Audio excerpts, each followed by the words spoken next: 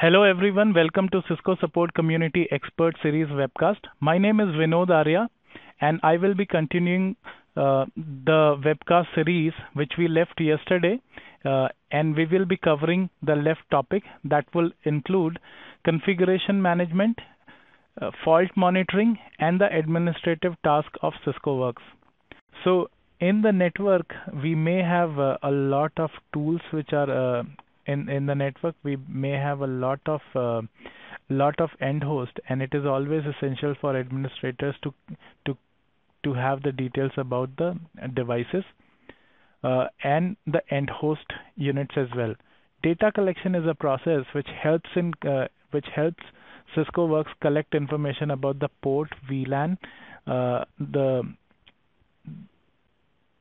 the connections between the ports and interfaces, so that it can help us build topology, and it makes the foundation for it makes a foundation for it makes the foundation for user tracking to be completed successfully. Without successful data collection, a device will never be showing end host connected to it. So data collection is a prerequisite of user tracking where end host details are collected. Data collection collects most basic essential details from device to lay foundation on for topology and end host management. It obtains connectivity information from DCR main, where all the device and the credentials are collected, and the major communication between devices and data collection processes using SNMP. The information gathered from the MIB tables for each of these devices include VLAN port membership, VTP domains, interface details, IP addresses, and subnet information. Data collection critical device polls the entire network of the devices and link status periodically. This feature, the critical device poller feature, helps us to configure the time interval at which the network is polled, and it only polls the critical set of devices which are marked as critical device poller. We can use this option so that we don't have to go through the entire process of data collection. Since data collection consumes significant system resources, we can simply poll the network to view the device and link status in topology, making those devices critical for the network and marking them under critical device poller. Devices can be added to critical device poller from either topology map or the NHOP portlet. Data collection schedule. Data collection is a process which needs to be continuously run so that it can keep itself updated with the network end host and the changes which are happening between the ports and the topology of the devices. Data collection schedule it helps us to schedule the data collection process. By default, data collection runs every 4 hours, and hence there are around 6 jobs which are by default configured in a duration of 6 hours. We can schedule the data collection job from collection settings, data collection from the administration of the data collection.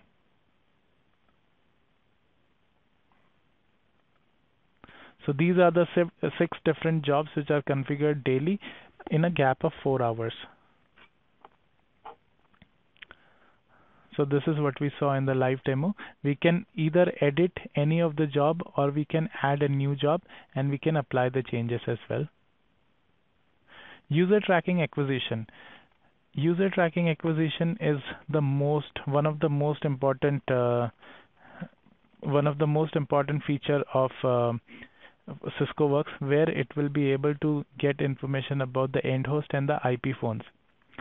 End host information will be collected from the connected switches and associated routers. IP phone information is collected from the call manager, and it is done through automated polling of the network by user tracking major acquisition process. There is one more subset of user tracking major acquisition process known as dynamic UT, which will be collecting live data about the devices. This is the user tracking process, which shows how the architecture works.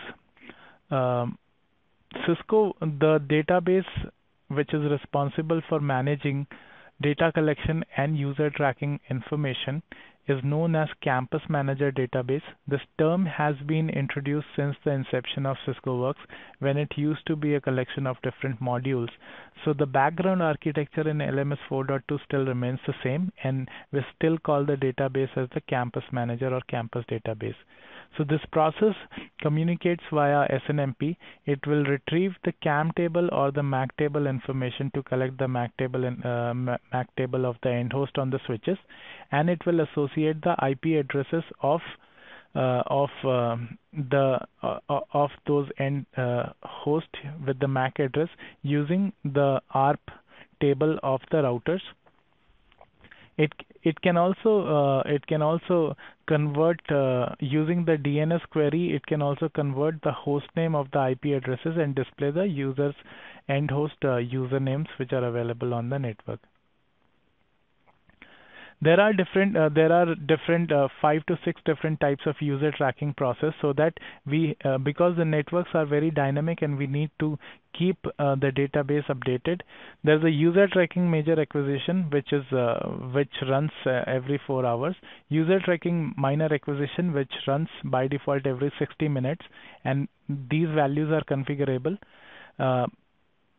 Minor acquisition will only collect information about when a new end host is collected, when a new IP phone is connected, or a new user is connected or disconnected from the switch. It depends on the MAC notification trap which needs to be enabled on the device interface. The user tracking for IP phone acquisition, where it goes to call manager, checks the registered phone information, and shows the table of the registered, shows the information of the IP phone available in the network.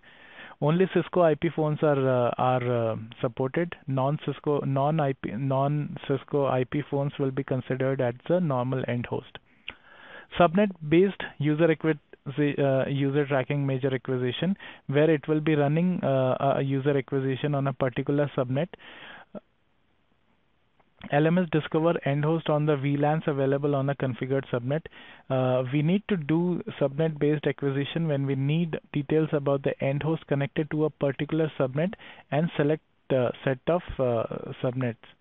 So this is a very faster process which collects information about a particular subnet. So we only need to collect this information if we think the end host information is missing for a particular subnet. Single devices on-demand user tracking. We can run. From the topology we can do a right click and run a data collection process for an individual device for its details to be updated. Dynamic user tracking, it is SNMP. It is based on SNMP MAC notification. So as soon as a end host is connected to a device interface, it will send a new MAC address learned notification, and as soon as it is removed, it will send a trap for MAC address deleted, which will update Campus Manager database instantly, and we will have up-to-date live information about the end host which are on the network presently. This is how the user tracking architecture works. The database which is responsible for keeping all these information is ANI database. It will communicate to UT manager, which is a helping process which keeps on communicating with different processes like UT Lite. UT Lite is a process which works in a client and server environment where client updates automatically. It is a tool which needs to be integrated to the AD, so that as soon as the user is logged in, its username can be associated with the particular IP and the host name of the particular host. MAC UHIC is the process which listens to the trap which are generated by devices when end host is added, a new MAC address is added to the interface, or or the MAC address is removed by deleting it, by the end host as disconnected. Network monitoring and troubleshooting. Now we'll be discussing again one of the most essential feature of CiscoWorks, how to troubleshoot our devices. So we'll be covering monitoring tools, troubleshooting tools, dashboard, diagnostic tools. All the tools which are responsible for troubleshooting our devices on the network are available under the monitor section.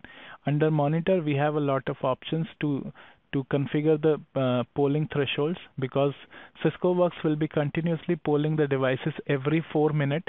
We can change it from we can change these threshold from fault. We can change the threshold. We can configure the fault monitor from here. Fault monitor includes information about manager includes information about about fault about the traps which are generated. So devices are constantly polled, and they also send SNMP traps to the fault manager, and these traps are termed as events, or anything which is found unusual with the device is displayed here. We can have we have a set of group of devices under fault management, like unreachable devices, unmanaged devices, suspended devices, and the other user-made groups for the fault manager. Before we go further into the fault manager, I want to discuss about the topology management, which is a very important feature to troubleshoot the devices, and we can it contains an entire view of all the information about the devices. Let's continue with the topology now. Topology service is actually a graphical map to view and manage layer 2 and layer 3 network devices. We are able to see the exact topology, how one device is connected to other, and using which port, which kind of connection or link is between them. Is it a normal Ethernet link? Is it a port channel, Ether channel? These information can be easily gathered and represented on a topology. It provides details about all the VTP domain and VLAN membership on the network. Provides launch point for configuration like IVR, Ether channels, STP, and all UI-based reports and configuration directly from the topology view. First, as soon as we launch topology, we will be able to see this tree view. Topology is very specific about the Java version. Unfortunately, my PC is running another version of Java which is not supported, so I will not be able to I will not be able to share the topology services information. So I need to plug in a Java version which may not work right now. So in the tree view, we are able to see the device, the device groups. So right now we are looking into the VTP domain group, the VTP v3 domain. Domain name represent various VTP version 3 modes. Every domain name would have a symbol in the context which represent P for VTP version 3 domain. T is transparent mode, and O shows the VTP is disabled on the devices. So we can select a VTP domain which still have all the VLANs and need any switch, not a server or client in VTP version 1 or version 2 domain. Topology view. This is topology view which can have different kind of options. We can set in different hierarchies. We can also manipulate the presence of devices by dragging it to a different location, and we can save these for the future.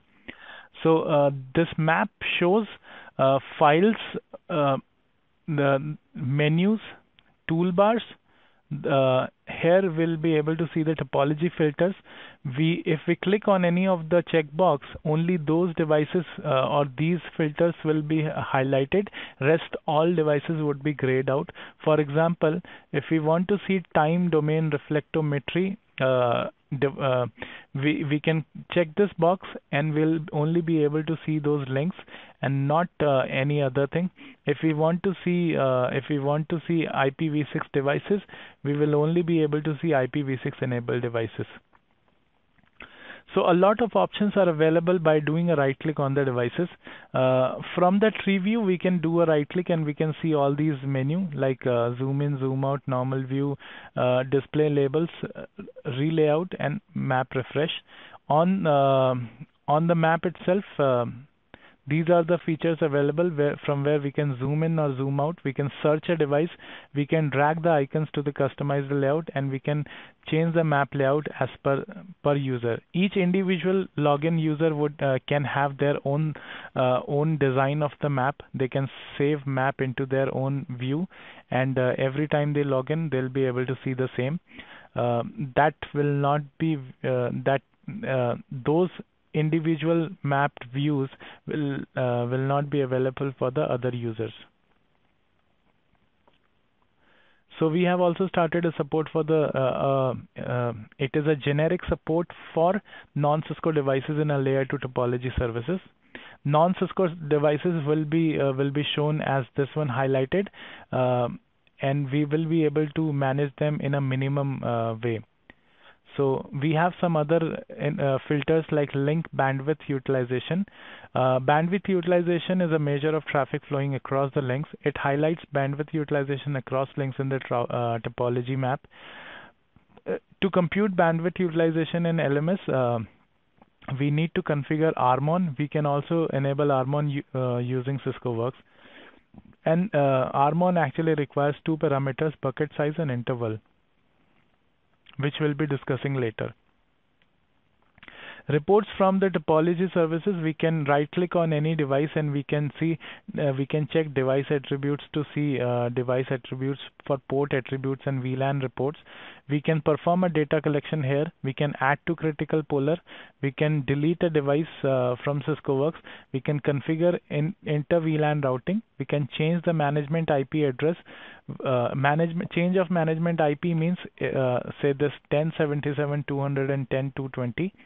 I want other IP to be managed in CiscoWorks. I can click on we can click on change management IP, and any IP which is configured inside this device and reachable to CiscoWorks, we can start using as the primary IP address for this device in future. These are the reports which are available in Topology Services, discrepancy, best practices. It has almost all the essential reports for the information which is collected under data collection and user tracking.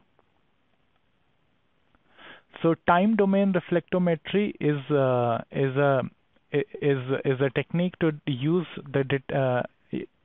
is a technique which is used to detect faults in cable.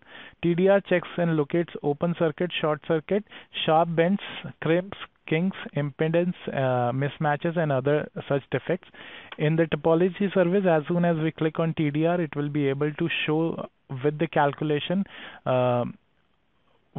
those links which are not perfect. We can also generate a report on power over Ethernet. Power over Ethernet or PoE technology describes a system to transmit electrical power. So we can see those devices which have already PoE interfaces on them, and we can see reports to see those devices which are capable of and not configured. Now let's discuss the other portions of Fault Monitor. Fault Monitor is a centralized browser where we can have the information of fault and system events. We can check the device if it has gone down, a link down, high utilization. We can event refers to activities or changes happening on the network. So say if a device utilization is going high, its memory buffer going down, its fragmentation is increasing. These are all events which can lead a device to go down.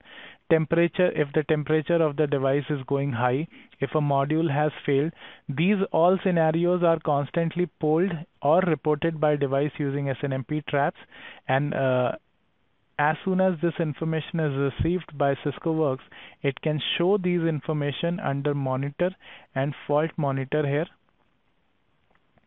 where we can see each event. We have a few options. We can select a particular event. We have the mouse over to see further details about those events. If we keep the mouse over here, it will generate other information related to the device, which contains device details like device IP. We can also take other preventive measures. We can generate a syslog report. We can check this device in Device Center. We can configure this device using netconfig. We can view the device in Cisco View by looking into the chassis. We can we can check the connected host to device by using an end host device report. We can run a sync archive job to collect the latest configuration. We can try to telnet or SSH. We can search communities by contacting Cisco support community. We can edit credentials. We can open a tag case, or we can ping or traceroute to troubleshoot devices directly from CiscoWorks. So fault management is one of the most is very important and essential. So this slide actually shows what reasons may need a fault management system on the network. So this is the functional architecture of CiscoWorks fault management system. Fault manager communicates directly to the devices using SNMP queries and poll. It keeps a database of the information. From the result of the poll, it has some pre-available threshold based on which it can report. It can notify the user via email or sending the information to a syslog or trap to a trap server. It can display the fault history for the past 30 days. Fault monitor consists of three major parts: group selector, device faults group selector, which lists the following LMS groups in easy provide access: system defined group, user defined group, unreachable group, unmanaged device group, suspended device group. We can see here these are the user defined groups and unreachable, unmanaged, and suspended devices group.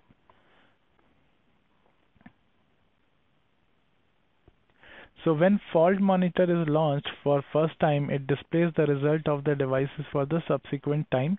It displays the focus device group fault based on the user selection. The other options which are available for us to view from here are we can own a particular event. If we own a particular event, it is refreshed dynamically, and other users can also know that other user can understand that this event is owned by a particular user and someone is taking care of it, so that we don't duplicate the efforts. We can clear this alert when we know that the issue has been fixed. We can annotate so that the information can be seen by other people. We can notify, by forwarding this to the concerned person if we are the first one and we don't see anyone has owned it yet. And we can see the event monitor window. Event monitor can also be accessed from here to event. Event monitor displays further details about the events present in the particular devices. Once a event is cleared, it will stay there for the next 20 minutes, after which it will be removed. So the fault summary tab contains two subpanes: device and fault. The initial display includes all devices. After you select a group in the group selector, the device pane refreshes with device. By default, the page refreshes every 60 seconds. The fault that correspond to the selections display in the fault subpane. Devices and events that are sorted based on time and not on severity. Most recent activities displays first, and this pane is refreshed every 60 seconds. The tabular display pane is scrollable and can store up to 1,000 records. So for example, this is the device display summary. Actions which can be taken on a particular event are mentioned here: acknowledging, clearing, annotating, sending email to email response. So like here we are able to see the event monitor. As soon as there are events for the devices, we can mouse over to see more details. Like this event tells the device does not have a full duplex mode, and this interface is operationally down, and the other present details: when was the last change detected, component event code which is in reference to itself, interface description, max speed available, operational status is not present because this is down, source was generated by which module, which is device fault manager. This fault history displays the latest 100 events from the fault history database. This displays the number of devices or the groups from where we can check what all events are available for which group.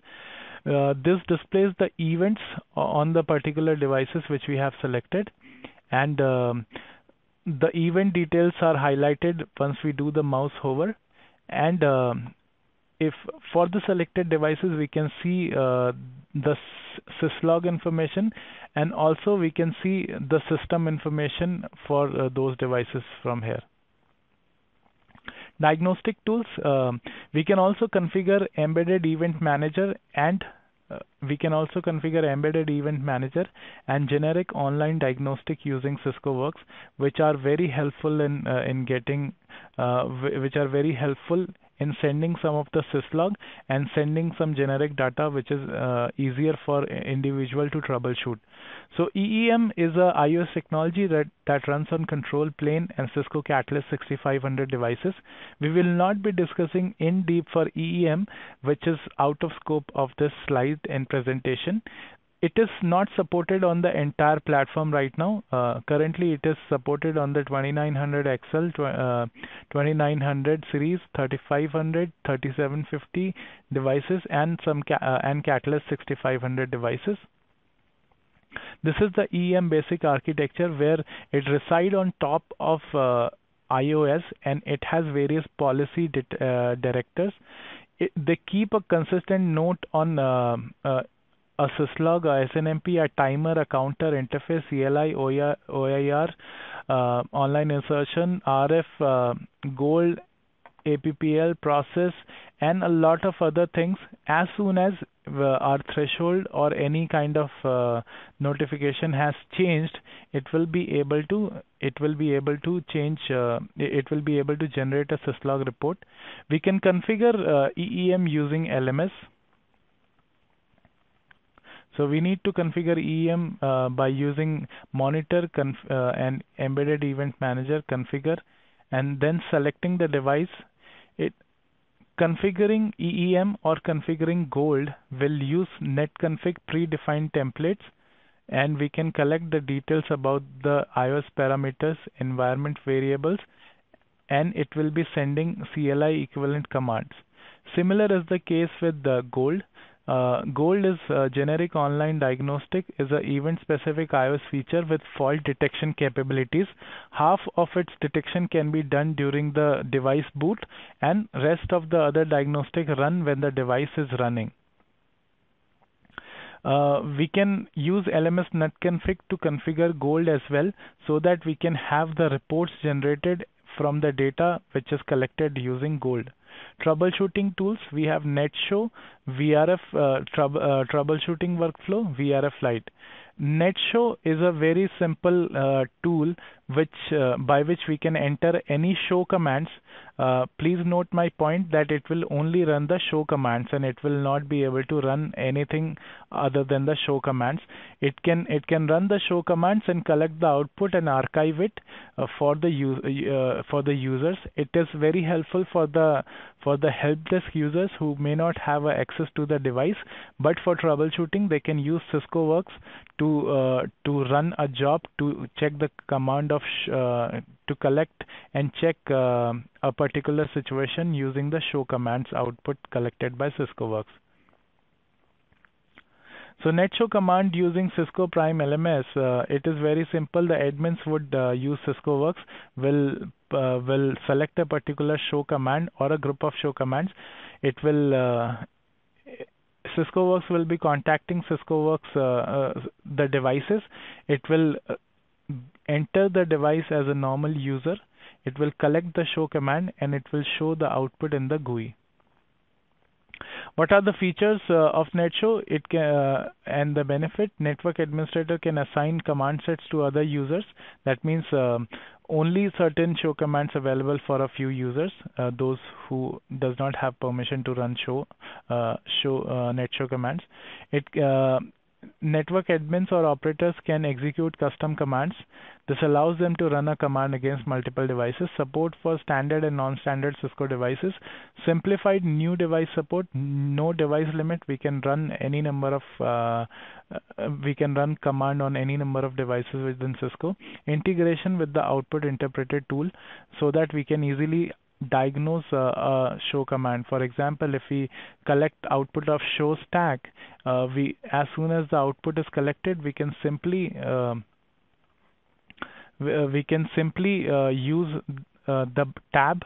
It is by default available in the report. We can click and it is in sync with the output interpreter tool with Cisco.com, and it can analyze the result and share the analysis based on Cisco.com analysis.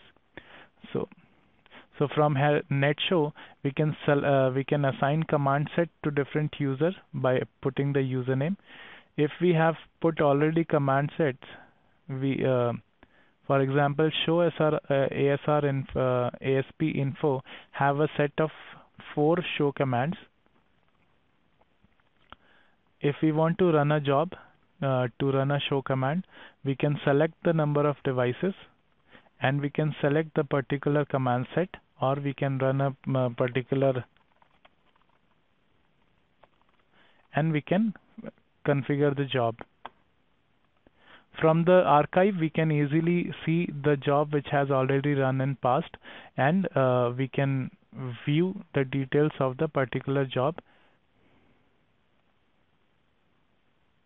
So for example, show version, and we can click on analyze input. We can contact Cisco.com to analyze the output interpreter tool. So troubleshooting workflow is the same as checking it via device center. Troubleshooting workflow takes us to the device center, which we have already discussed in our yesterday's class, and it describes a lot of details and gives essential reporting tools and troubleshooting tools by which it is easier for us to check a device from a single standpoint. VRF Lite, we can configure VRF related configurations from using VRF Lite. We can use ping, traceroute, and show commands. Ping will be using show the CLI equivalent command. Also, traceroute will also use CLI equivalent commands on the device. And show commands are the set of VRF related show commands which are essential for troubleshooting. So in the ping, we can select the source destination VRF from the particular device. For example, if I select it is configured with a test VRF, we can select the interface. Currently there is no interface, and then we can ping and it will show the result on the right side. And similarly, we can do the show commands where we can select the device, we can run a particular show commands for the VRF, and it will display the result here. Generic device support from LMS 4.2 will be supporting devices generically that are non-Cisco devices. So previously it may show them as non-Cisco device type instead of showing them unknown device type. Syslog management with LMS. It is the Syslog architecture. So CiscoWorks can work as a Syslog server where all the Syslogs are saved with CiscoWorks, and it can generate a report based on the Syslogs which are coming from the devices. We have different we can select monitor syslog, configure syslog on device using which will use the netconfig task to configure syslog. We can manage the syslog message filter. If we disable all the filters and to have the filter keep, then all the syslog messages are processed. That means they are kept. So there are two kind of options: drop and keep. Yes. For the message, and the status is enabled or disabled. So for example, if I want to drop a message and it is enabled, that means all the severity 7 messages will be dropped, but link up down messages will be forwarded. We can create automated actions to be executed automatically whenever a syslog is received by CiscoWorks. So CiscoWorks can take a particular action on a particular kind of messages or a group of messages. This is a default available automated action example which collects inventory from the devices as soon as CiscoWorks receive any of these syslog messages from the device. From here, we can create new one, we can enable or disable a particular automated action, and we can edit. The options available are for automated action are sending an email, running a particular script, or launching a URL. License management. Now we are jumping onto the administration portion, where license management is very important.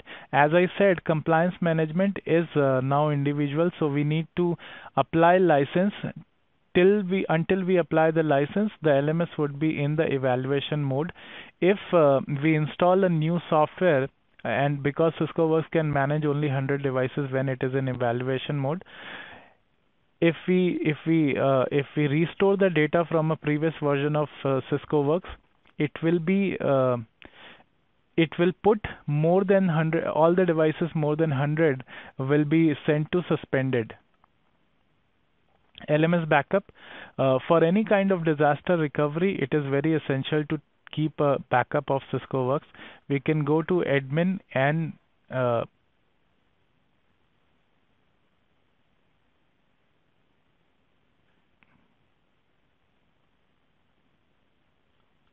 we can go to the backup settings so that we can take a regular backup of CiscoWorks.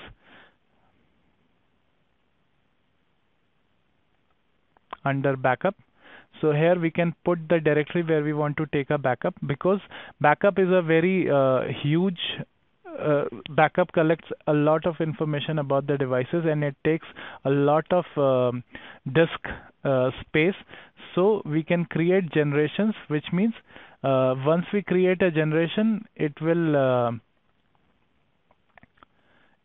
if we keep one generation, that means every time the second backup is taken, it will remove the previous or the old data so that it can keep the disk size in check. Log rotation using logrot. So log rotation is a very essential and helpful tool to again keep the disk size in check and in control, because logs may fill up with a lot of processes writing their output on the log file. We can configure logrot in 2 different steps. Step 1 include adding the log file to this location, and we can do this by clicking on add, and the size on which logrot should take an action, number of backup to be taken, and the compression format. We can select this the particular log file added, and we can schedule a backup. This is the second step. If we don't schedule a log rotation time, files, even if it is added here, will not be log rotated. So following are the benefits of using logrot. Log files are rotated when Cisco Prime is running. Optionally, archive and compresses rotated logs to a different location. Rotated logs files when we rotate log files when they have reached a particular size. Device management function. So as discussed yesterday, we can enable or disable any management feature. It is very essential when we make. It is very helpful when we create master and slave environment, where we can disable a few management functions and make other server responsible for those management servers. Till 3.2, there were 8 different applications like common services and other applications. But with 4.2, we have everything tightly integrated under these management components, and it groups all the other related functionalities in one place. So just a note that if we uncheck this IPSLA, all the devices IPSLA data which is collected by CiscoWorks will also be removed. So any question and answers, I welcome you all to join me in Ask the Expert session, which will be running till this 30th August 2013. I will encourage everyone to use Cisco Support Community so that we can continue answering all the questions and solving all the problems for the users. This is the end of these slides. I thank you for watching it. Have a good day.